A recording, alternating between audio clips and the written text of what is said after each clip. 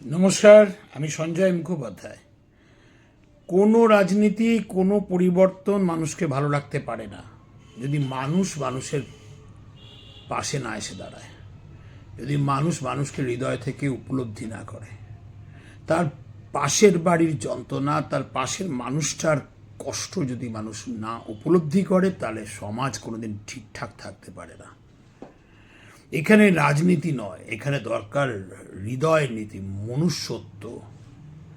এটা সতটা কতটা আমাদের ভারতবর্ষের আইন থাকলেও সেটা যে নির্দয় একটা সমাজ ব্যবস্থাকেই সামনে তুলে ধরে, সেটার সবচাইতে বড় উদাহরণ জিতু মুন্ডা। জিতু মুন্ডা একটি উড়িষ্যার কেওনঝড় এলাকার মানুষ, খুবই দরিদ্র একটি আদিবাসী সম্প্রদায়ের মানুষ। লেখাপড়া তেমন জানে না, দিন আনা দিন মজুর করে খায়। তার বোন কয়রালা মুন্ডা, কালরা মুন্ডা মারা গেছে কিছু টাকা রেখে ব্যাংকে। এটা জানবার পর সে ব্যাংকে যায়। ব্যাংকের ম্যানেজার তাকে বলে, তোমার বোন যে মারা গেছে তার প্রমাণ নিয়ে এসো।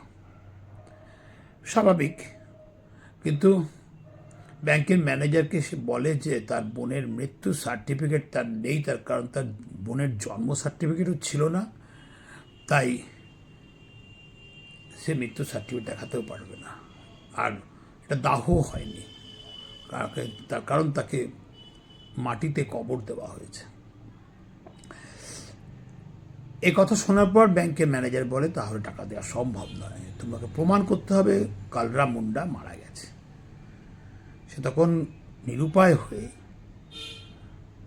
বলে যে আমরা তো ভারতবর্ষের কোনো হসপিটালে জন্মাইনি, যার ফলে আমরা কোনো বার্থ সার্টিফিকেট পাইনি, তাই মৃত্যুর পর আমাদের জন্য ডেথ সার্টিফিকেট দিচ্ছে না কেউ, তো আমরা কি করব?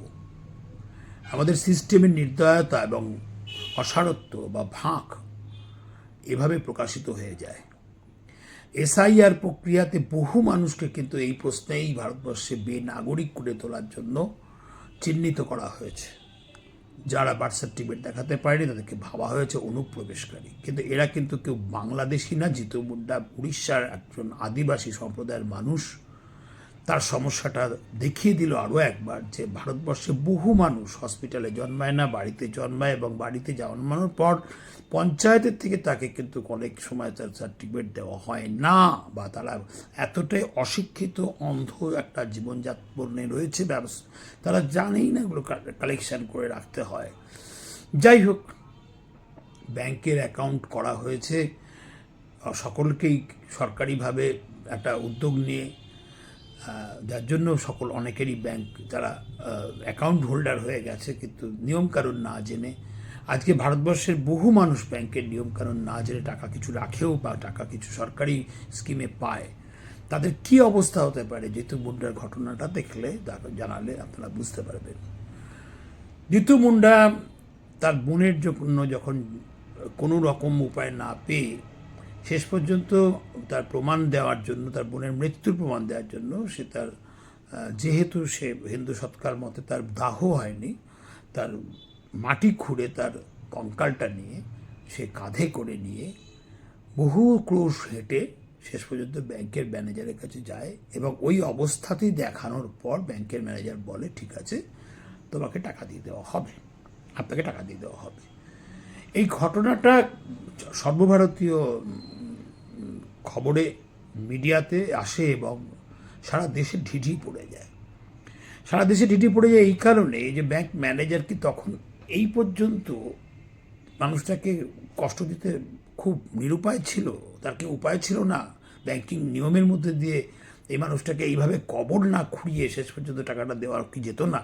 প্রথম প্রশ্ন। দ্বিতীয় প্রশ্ন, এই জিতু মুন্ডা যখন কবর খুঁড়ে নিয়ে এলো, দেহটাকে ফেরত নিয়ে যাচ্ছে, না কোনো পুলিশ, না কোনো ডিস্ট্রিক্ট অ্যাডমিনিস্ট্রেশন, না কোনো লোকাল অ্যাডমিনিস্ট্রেশন, না কোনো সাধারণ এনজিও, কেউ তার পাশে এসে দাঁড়ায়নি। তাকে সেইভাবেই একটা গাড়ি পর্যন্ত করে দেওয়া হয়নি, সে তাদের ভাড়াটা গুনে তার বাড়িতে নিয়ে চলে যেতে পারে, তার এলাকায় গিয়ে আবার সেই শবদেহটা সেই কবরস্থানে আবার ঢুকিয়ে দিতে পারে। রেখে দিতে পারে মাটি চাপা দিতে। তার জন্য সামান্য হয়তো 200 কিছু 500 টাকা লাগতো, কিন্তু সে টাকাটাও ব্যাংকও দিতে পারতো। এই জিতু মুন্ডা একেবারে না খেতে পাওয়া গরিব শ্রেণীর মানুষ, তাই সে আবার হাঁটতে হাঁটতে ওই কবরখানার দিকে তার বোনের মৃতদেহ নিয়ে সে এগিয়ে যায় এবং আরও কত প্রশ্ন তুলে দিয়ে যায় নীরবে, যে যদি কারোর নমিনেশনের প্রবলেম থাকে, যেমন কালরা মুন্ডা নমিনেশন ছিল না হয়তো, বা সেই ব্যাপারটাই বুঝতো না। ভারতবর্ষের কোটি কোটি মানুষ নমিনেশন ব্যাপারটাই বোঝে না, গ্রামে যারা থাকে। মানে আমাদের সভ্যতার বিকাশ তো সর্বত্র সমান নয়, শিক্ষার বিকাশ তো সর্বত্র সমান নয়, আলো আলো সব জায়গায় সমানভাবে ফোটেনি এই সমাজে। তাই শহরের মানুষ যারা হয়তো এই ভিডিওটা দেখছেন তারা জানতেই পারবেন না যে যারা দুরন্ত গ্রামে বাস করে, ব্যাংকে যেতে তারা কত ভয় পায়, বা ব্যাংকের ব্যাপারটা তারা বোঝেই না কী করে নিজেদের টাকা তুলতে হয়, বা টাকা রেখে গেলে তার পরবর্তী জেনারেশন কী করে টাকাটা পেতে পারে। এই যে নমিনেশন সিস্টেম, যেই পরবর্তী জেনারেশন বা উত্তরাধিকার যাতে টাকাটা পেতে পারে তার জন্য, কিন্তু নমিনেশন করিয়ে নেওয়ার দায়িত্ব ব্যাংকের। ব্যাংক তার জন্য মেসেজ দেয়, কিন্তু অনেকেই তো সেই মেসেজগুলো পড়তেও পারে না, পড়ে মানেই বোঝে না। তখন ওই জন্য আরবিআই থেকে বলা হয়েছে যে আপনারা যদি কারো কাস্টমার নমিনেশন তারপরেও না করে মেসেজের পর, তখন তাকে ডেকে নিয়ে এসে ফর্ম দিয়ে দাঁড়িয়ে থেকে আপনারা ফিল আপ করিয়ে নেবেন। কিন্তু কেউ যদি মনে করে যে ব্যক্তিগতভাবে সে নমিনেট কাউকে করবে না, তার মৃত্যুর পর কী টাকা পাবে, তাহলে তাকে দিয়ে লিখিয়ে নেবেন সেটা, এবং সে কেন নমিনেশন করছে না, কারণ নাম দিচ্ছে না, সেটার জন্য সে কারণ হিসেবে সেখানে উল্লেখ থাকে। ব্যাংক এইসব করে না, অনেক ব্যাংক করে না, সব ব্যাংক নয়, অনেক ব্যাংক করে না বলে বহু মানুষের বহু কোটি টাকা আরবিআইয়ের নিয়ম অনুযায়ী কাউকে ফেরত দেওয়া যায় না বলে আরবিআই ঘোষণা করেছে কয়েক লক্ষ কোটি টাকা এরকমভাবে ব্যাংকের সিস্টেমের মধ্যে আটকে পড়ে আছে, যেগুলো দাবিদার কেউ নেই, আনক্লেইম ডিপোজিটস এক কথা যার নাম। এবং এই আনক্লেম ডিপোজিটের সংখ্যা ক্রমশ বাড়ছে ভারতবর্ষের। কিন্তু মানুষের যত বেশি মানুষ বিভিন্ন রকম সরকারি কল্যাণ কর্মসূচির আন্ডারে আসছে, অধীনে আসছে, তাদের কাছে টাকা যাচ্ছে, বিভিন্ন পিএম স্কিম বা ইত্যাদি স্কিমে তারা টাকা পাচ্ছে, এবং সেক্ষেত্রে তারা কিন্তু এটাই তাদের ভবিষ্যৎ হয়ে যাচ্ছে। তাই সমস্যার ব্যাপার হচ্ছে এই বিষয়গুলো দেখভাল করার জন্য কিন্তু ব্যাংকিং একটা সিস্টেম আছে, তার নাম হচ্ছে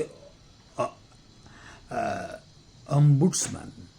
অম্বুডসম্যান নিজেও কিন্তু এগুলো খেয়াল করে, তার উত্তর দেন না যখন মানুষ এখানে কোনোভাবে বঞ্চিত হয়ে তার কাছে বিচারের জন্য যায়।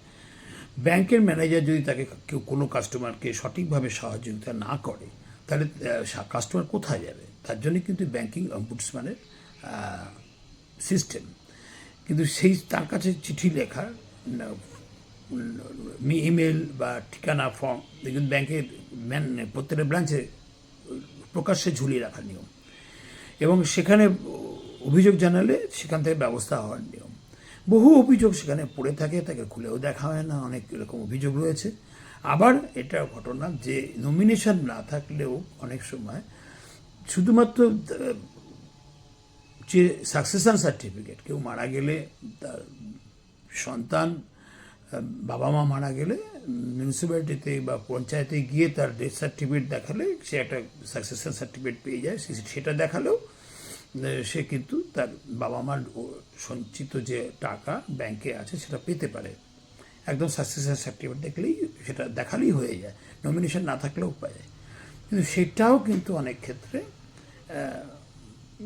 গ্রহণ করা হয় না, বলা হয় নমিনেশনের প্রবলেম আছে, আপনি পরে আসবেন, আপনাকে এই অমুক করতে হবে, তমুক করতে হবে, অনেক হয়রানির মতো থেকে থাকে মানুষকে। এই সিস্টেমের মধ্যে আইন থাকা সত্ত্বেও কিন্তু হয়রানির শিকার হতে হয়।